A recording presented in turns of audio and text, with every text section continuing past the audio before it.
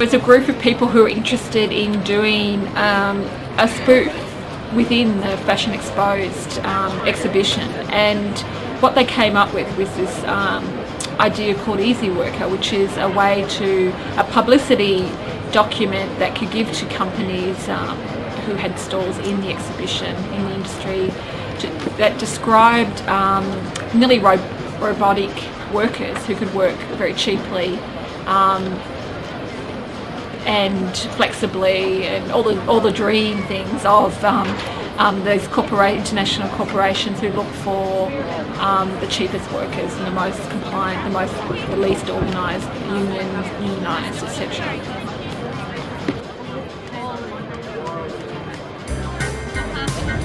People were very approachable. Most people were very friendly and just very casual about the whole thing. That's what probably the most disturbing thing. Everyone's just like, yeah, it was completely normal, and no one really seemed to pick up that it was a prank.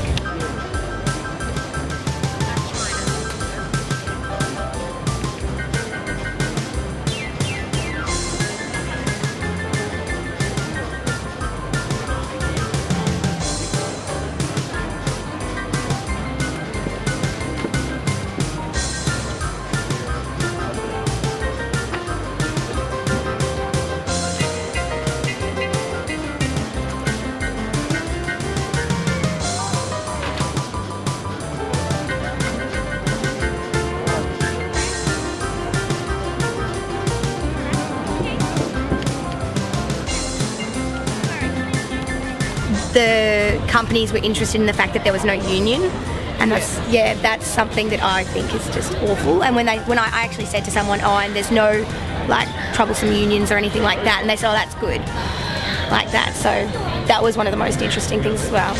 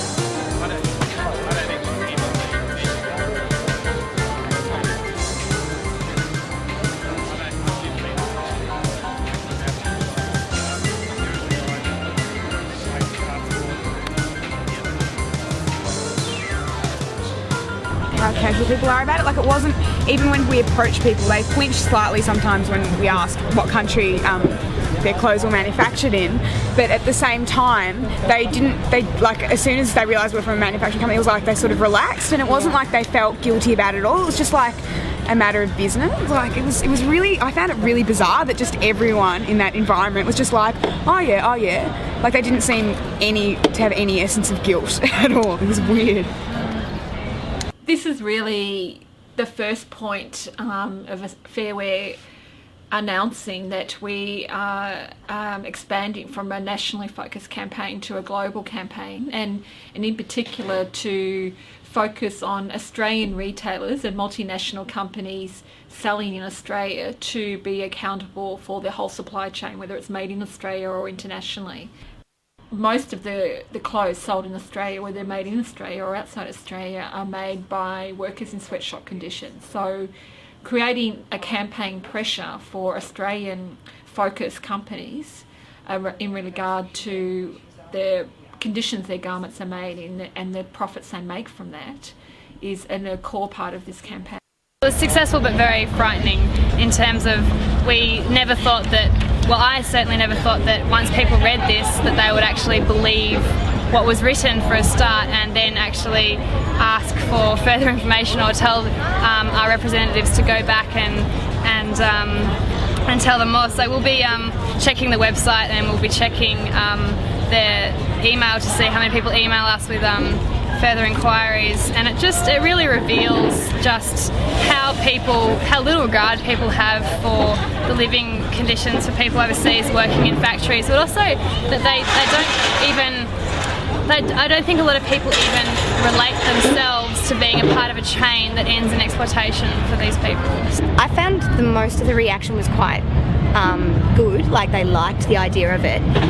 Some of the most shocking things were that when I said, oh, your clothes are being manufactured in China, that's actually quite a high rate, 15 cents an hour, they agreed with me. That was probably the worst thing I heard. They seemed to swallow the fact that we said that they can work for 18 hours straight because the factory is like their home after the tsunami. Everyone seemed to just think that was fine. One thing that really sickened me was at the Canterbury store there. It's a pretty blokey brand. There's two quite blokey guys there, and when I was telling them, you know, we can save you up to 1/5 the money on your manufacturing, one of the guys patted me on the back and said, "You're a good man." And yeah, I just felt disgraceful because that wasn't my intention, to be a good man. Yeah, people loved the idea, and it was quite sickening, really.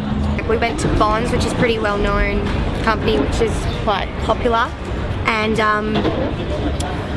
the woman we spoke to wasn't the production rep or the sales manager or the sales manager, but she was interested and she thought it sounded like a really good thing, and she asked me to come back tomorrow and talk to her production manager. So I thought that was quite an interesting one, considering that Bonds is such an Australian kind of company, with Sarah O'Hare being their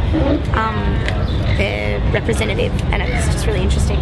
We've approached Bonds in Australia because they produce some of their stuff in Australia. We approached them in Australia and they said that they weren't interested in becoming accredited to the code of practice that we have in Australia, but that everything that is made in Australia is made in the workers are unionised, and that because they're unionised they all get the correct wages and the correct standards, which are legal standards in Australia. So on the one hand they're saying, yeah, we're doing all the right things in Australia, but obviously nobody's ever interrogated them about their standards overseas. So this is a new step in the campaign.